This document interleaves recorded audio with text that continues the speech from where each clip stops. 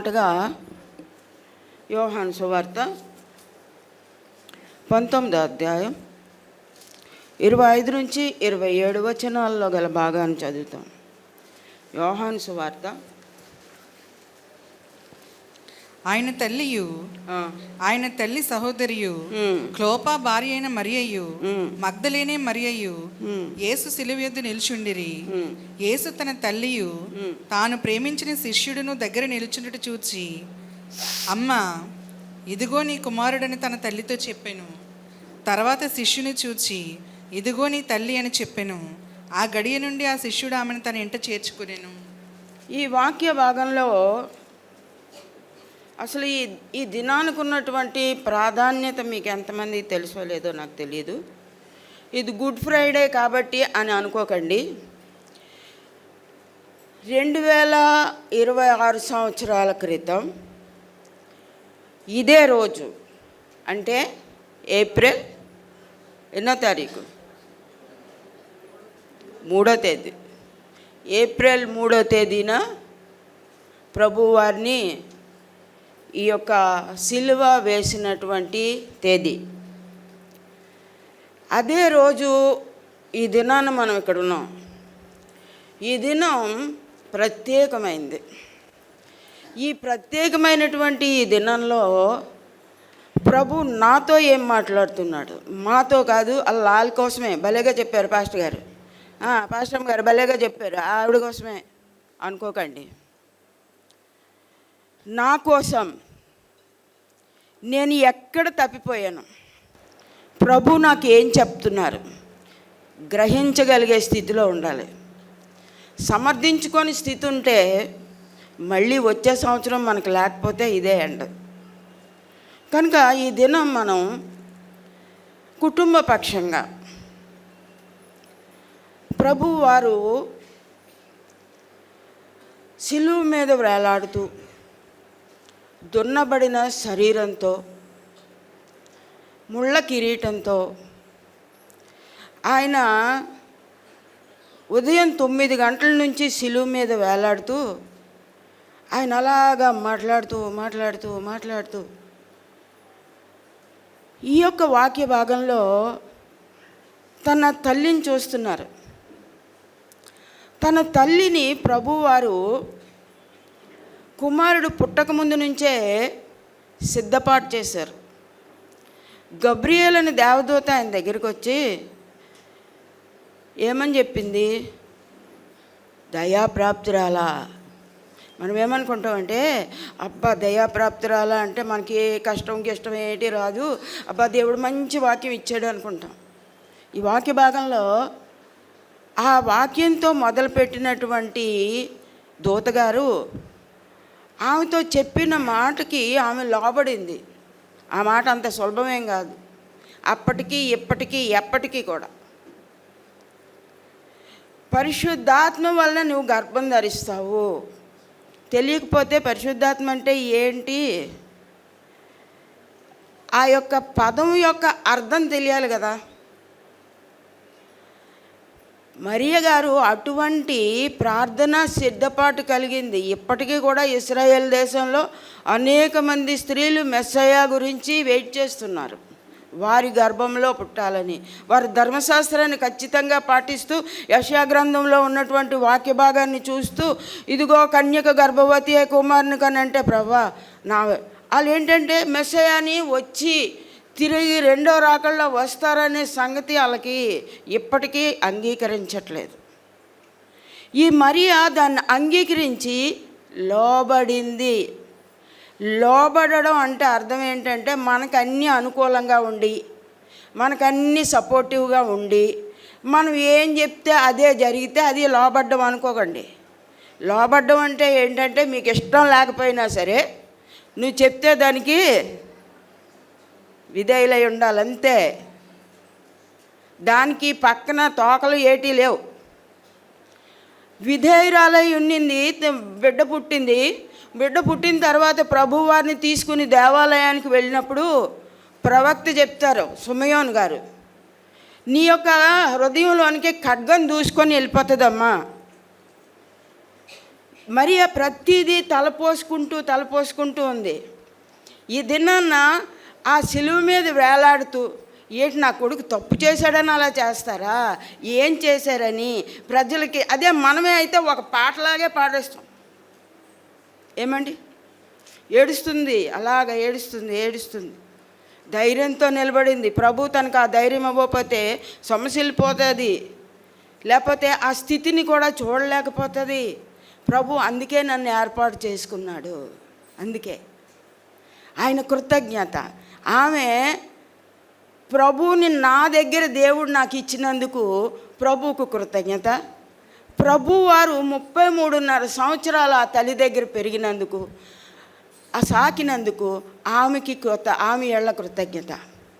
ప్రభువారు ధర్మశాస్త్రాన్ని నెరవేర్చడానికే వచ్చారు, కానీ ఆయన ధర్మశాస్త్రాన్ని రాలేదు.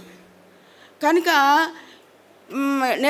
నిర్గమాకాండం 20వ అధ్యాయంలో మనకందరికీ కంటతా అందరికీ వచ్చి 10 ఆజ్ఞలు. చెప్పండి. నీ దేవుడైన యెహోవా నీకు అనుగ్రహించే దేశంలో నీవు దీర్ఘాయుష్మంతుడు వగినట్లు నీ తల్లిని నీ తండ్రిని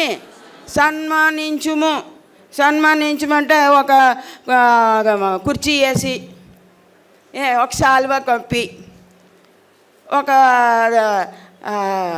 గులాబీ పువ్వులు దండో లేకపోతే ఏదో వేసేసి, ఏమండి చాలా వందనాలు, అదేనా? కాదు.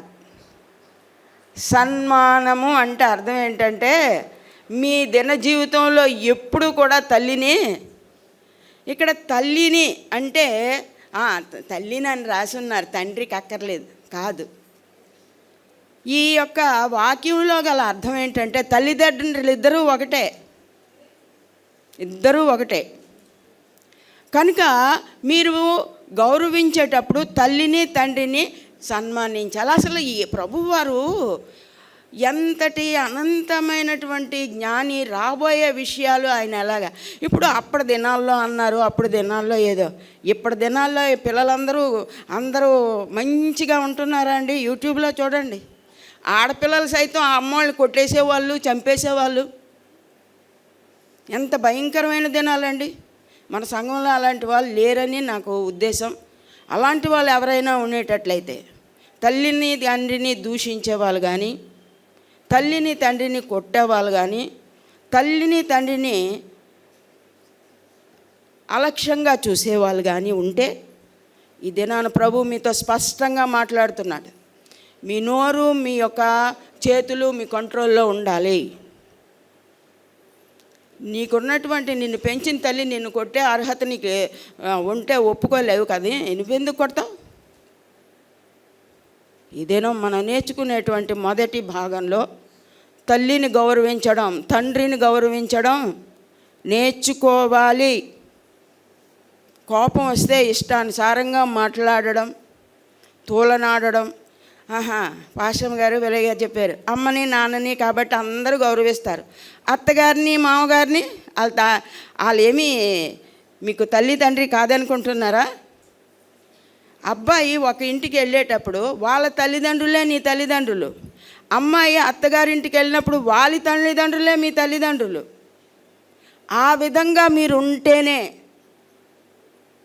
మా అమ్మ అంటే వేరే భాషలోకి వస్తుంది, అదే అత్తగారంటే ఆ భాషలోనికి రాదు. దయచేసి ఇక్కడ ఉన్నటువంటి వారు, కోడళ్ళైనటువంటి వారు, అల్లుళ్ళైనటువంటి వారు గమనించాల్సిందిగా నేను మనవి చేస్తున్నాను. నేను కొంచెం ఒత్తి చెప్తున్నానంటే కారణం మీకు తెలుసు. ఈ సమయంలో తల్లి ఏళ్ల కృతజ్ఞత,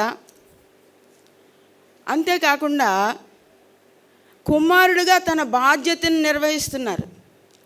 నేను చనిపోయిన తర్వాత, ఈ శిలువ మరణం తర్వాత, నా తల్లి యొక్క బాధ్యత, ఇంట్లో ఉండే తల్లిదండ్రులనే చూసుకోవట్లేదండి. ఏమండి, కేజీహెచ్లో వదిలేసిన వాళ్ళు, కేజీహెచ్ బస్ స్టాప్లో వదిలేసిన వాళ్ళు, మీరు చదివారో లేదో, నేను చదువుతున్నాను అలాంటివి, లేకపోతే నా ఫోన్గా వస్తాయేమో అలాంటివి. అంత అలక్ష్యం ఏమండి. కనుక ఈ దినం మనం నేర్చుకునే వాక్య భాగంలో ప్రభువారు మాదిరిని మనం ఏం పాటిస్తున్నాం? ప్రతి సంవత్సరం వస్తాం, వెళ్ళిపోతాం, అంతే. ఏం పాటిస్తున్నాం? ఇప్పుడు 7 మాటల్లో ఏ మాట దగ్గర నువ్వు టిక్కు పెట్టుకుంటావు? ఏటి మాట్లాడతావు? ఇదేనా మనం ఒక ఆత్మీయమైన మేలుతో మనం ఇక్కడి నుంచి వెళ్ళాలి. అది కుటుంబ పక్షం అవనియండి, వ్యక్తిగతం అవనియండి. ఈ ప్రభువారు ఏం చెప్తున్నారంటే, అక్కడ పక్కన ఉన్నాడు ప్రియ శిష్యుడు. ఈ తక్కిన అపోస్తలులు అందరూ పారిపోయారు, అక్కడ ఎవరు లేరు. అందుకే మొదటి వాక్యం చదివించాను. అక్కడ మరియమ్మ గారు, వాళ్ళ యొక్క సిస్టర్ గారు, తర్వాత సలోమి, వీళ్ళందరూ అక్కడ ఉన్నారు. ప్రియ శిష్యుడైనటువంటి యోహాను, ఈ యొక్క యోహాను గారు ఈ యొక్క గ్రంథాన్ని రాసినటువంటి వ్యక్తి. ఆయన రాసిన 21 అధ్యాయాల్లో ఎక్కడ కూడా యోహాను అనే పేరు ఉండదు, అనే పదం ఉండదు. ప్రియ శిష్యుడు, ప్రియ శిష్యుడు అలాగ రాస్తూ ఇక్కడ తనకి చెప్తున్నారు, మా అమ్మని చూసుకో. ఆయన అప్పటి నుంచి ఏం చేశాడని ఉంది, తన తల్లిని చూసుకున్నట్టుంది. అందుచేత ప్రభువు వారి తల్లిని తన తల్లిగా, ప్రభువు తన పక్షాన గిన్నెడు చన్నీళ్ళు ఇస్తే, తన నామంలో గిన్నెడు చన్నీళ్ళు ఇస్తే వాటి ఫలము పోగొట్టుకోరు. పదజాలం కరెక్ట్గా రావాలి. కనుక ప్రభు తల్లిని చూసినటువంటి యోహాను గారే అపోస్తలులందరిలో చిన్నవాడు. ఆయన తండ్రి జబెదయి గారు యోహాను దగ్గర బాప్తిసం తీసుకున్నటువంటి వ్యక్తి. వీళ్ళిద్దరూ, యోహాను గారు తన అన్నగారు, ప్రభు వారు పిలిచారు అపోస్తలు శిష్యులుగా. ముందు వాళ్ళిద్దరూ వచ్చేసారు. ప్రియ శిష్యుడైనటువంటి యోహానుకి తనకిచ్చినటువంటి ఆ యొక్క బాధ్యత, నమ్మకం కలిగిన వారికే బాధ్యత అప్పగిస్తారు. కానండి డబ్బులు పట్టుకొని పారిపోతారంటే ఎవడిస్తారండి? ఎవరెవరు? కనుక ఈ దినం మనం నేర్చుకునే వాక్య భాగంలో నమ్మకం. ప్రభు చూస్తున్నాడనే భయంతో కొన్ని పనులు మనం చెయ్యలేము. ప్రభు చూస్తున్నాడనే భయమే ఉంటే అసలు ఆ మాటలే రావు, ఆ పరిస్థితులే రావు. నీకు ఆ భయం లేకపోబట్టి ఏ మాట అన్నా ఏదైనా ఫ్రీగా మాట్లాడేస్తున్నావు. ఇక్కడ తనకి ఇవ్వబడినటువంటి బాధ్యతను ఎంత నమ్మకంగా అప్పటి నుంచి తన తల్లిని, ప్రభు వారి తల్లిని తన తల్లిగా, తన జీవితాంతం సంరక్షణ ఆయన ఇచ్చినట్లు మనం చూస్తాం. దానికి దీవెనకరంగా అసలు అపోస్తలులందరూ కూడాను హతసాక్షులు, యోహాను తప్ప. యోహానికి దేవుడిచ్చినటువంటి కృప, నా తల్లిని చూసినందుకు, తన తల్లిని చూసినందుకు సహజ మరణం పొందినవాడు యోహాను ఒకడే. యోహాను 7 సంఘాలు స్థాపించాడండి. 7 సంఘాల్లో కూడా అత్యద్భుతంగా పరిచర్య చేసినటువంటి వాడు. అటువంటి సమయంలోనే డొమినియన్ చక్రవర్తి ఏంటంటే, వీళ్ళు ఎక్కడికి వెళ్తే అక్కడే సువార్త ప్రకటించడం, ప్రజలందరూ ప్రభువుని నమ్ముకోవడం. ఏంటి వీళ్ళు నాపలేకపోతున్నామని సలసలా కాగుతున్నటువంటి నూనెలో పడేస్తారు. పడేసినా ఆయన చావడు. అమ్మ బాబోయ్, ఈ మనుషులు నేనేం చేయలేకపోతున్నాను అని పద్మాసు ద్వీపంలో వేసేసారు. పద్మాసు ద్వీపం అంటే ఏంటంటేనండి, అక్కడ మనుషులు ఎవరు ఉండరు, ఈయన ఒక్కడే. అక్కడ వేసేసి వదిలేసి వచ్చేసారు. అక్కడ ప్రభువారు తన దర్శనంతో, ప్రకటన గ్రంథం అక్కడే రాయబడింది. అక్కడ కూడా ఎంత కంఫర్ట్ అంటే, అక్కడ ఒక గుహ ఉంది. ఆ గుహలో ఆయన పడుకోవడానికి, రాసుకోవడానికి అన్నిటికీ వీలుగా. తర్వాత ఆ గుహకి సన్ రైజ్, సూర్యకాంతి లోపలికి వచ్చేలాగిన ఆ యొక్క గుహ ఉంది. ప్రభు ఏర్పాటు అంత గొప్పదండి. మనం ఆలోచించక్కర్లేదు, లోబడితే చాలు. ఆయన నీకు బాధ్యత ఇచ్చాడా, బాధ్యత చెయ్యు. ప్రభు నీకు కావలసిన ప్రతి అవసరాన్ని ఆయన సమృద్ధిలో తీర్చే దేవుడు. మనమేమీ అమర్చుకో అక్కర్లే, ఆయన మాటకు లోబడితే చాలు. అక్కడ ఈ యొక్క గ్రంథాన్ని రాశారండి. ఏమండి, ఎఫెసీ 6:1-3. పిల్లలారా, ప్రభువునందు మీ తల్లిదండ్రులకు విధేయులయుండుడి, ఇది ధర్మమే. నీకు మేలు కలుగునట్లు నీ తండ్రిని తల్లిని సన్మానించుము. అప్పుడు నీవు భూమి మీద దీర్ఘాయుష్మంతుడు వగుదువు. ఇది వాగ్దానంతో కూడిన ఆజ్ఞల్లో ఇది వాగ్దానంతో కూడినటువంటి ఆజ్ఞ. ఈ యొక్క ఆజ్ఞను పాటిస్తే ప్రభు నీకు ఇచ్చినటువంటి వాగ్దానం ఏంటండి? ఇది వాగ్దానంతో కూడిన ఆజ్ఞ.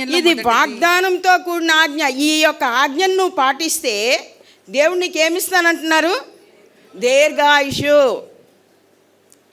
నువ్వు దీర్ఘాయుష్ కావాలి అని అనుకుంటున్నావా? ప్రభు మాట విను. నీ తల్లిదండ్రులకు లోబడు. తల్లిదండ్రులకే కాకుండా మీ అత్తమామలకు కూడా లోబడి ఉండడం నేర్చుకోవాలి. ఈ సమయంలో 1 తిమోతి 5:4. 1 తిమోతి 5:4. అయితే ఏ విధవరాలికైనను పిల్లలు గాని మనుమలు గాని ఉండిన ఎడల వీరు మొదట తమ ఇంటి వారి ఎడల భక్తి కనపరచుటకును తమ తల్లిదండ్రులకు ప్రత్యుపకారం చేయుటకును నేర్చుకొనవలెను. మీ తల్లిదండ్రులను అడగండి మిమ్మల్ని ఎలా పెంచారో. ఇప్పుడు దినాల్లో ఎక్కువ కంఫర్ట్స్ ఉన్నాయి. కొత్తిమీర కావాలంటే బ్లింకిట్కి ఫోన్ చేసి తెప్పించుకుంటున్నారు మేడమ్స్. అప్పటి దినాల్లో అంత సూపర్ కంఫర్ట్స్ ఏమీ లేవు. మీ అమ్మ మిమ్మల్ని భుజం మీద ఎత్తుకొని పరిగెట్టడమే. ఇంత మెడికల్ కూడా ఏమీ అక్కడ ఎక్కువ లేదు. ఏదో డాక్టర్ గారు ఉండేవారు, ఆ డాక్టర్ గారి దగ్గరికే వెళ్ళడం. ఆయన ఏదో మందు ఇస్తే ఆ మందే వేయడం. అది కానీ పని చేయకపోతే మళ్ళీ అక్కడికే వెళ్ళడం.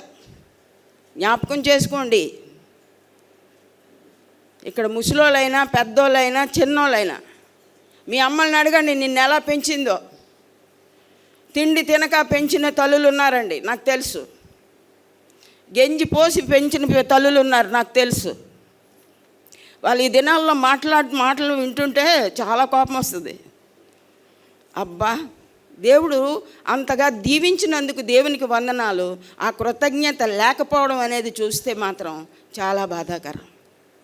ఒక వ్యక్తిగా నాకు అంత బాధగా అనిపించితే ప్రభు మిమ్మల్ని చూసి ఏమనుకుంటున్నాడు? ఇన్నిసార్లు ఈ పిల్లలకి చెప్పిస్తూ ఉన్నా ఒక్కొక్కటి మార్చుకోండి. పోనీ ప్రభు అనేక సార్లు మీతో మాట్లాడినా కనుక ఈ దినాన ప్రభు వారు తన తల్లి పట్ల ఎటువంటి కృతజ్ఞత కలిగి ఉన్నారో అదేవిధంగా ప్రియ శిష్యుడికి ఆ బాధ్యతను ఎలాగ అప్పగించారో మన జీవితాలలో మన కుటుంబ బాధ్యతలు నెరవేర్తించడంలో నమ్మకంగా యథార్థంగా ఉండాలని ప్రభు మనతో చెప్తున్నారు.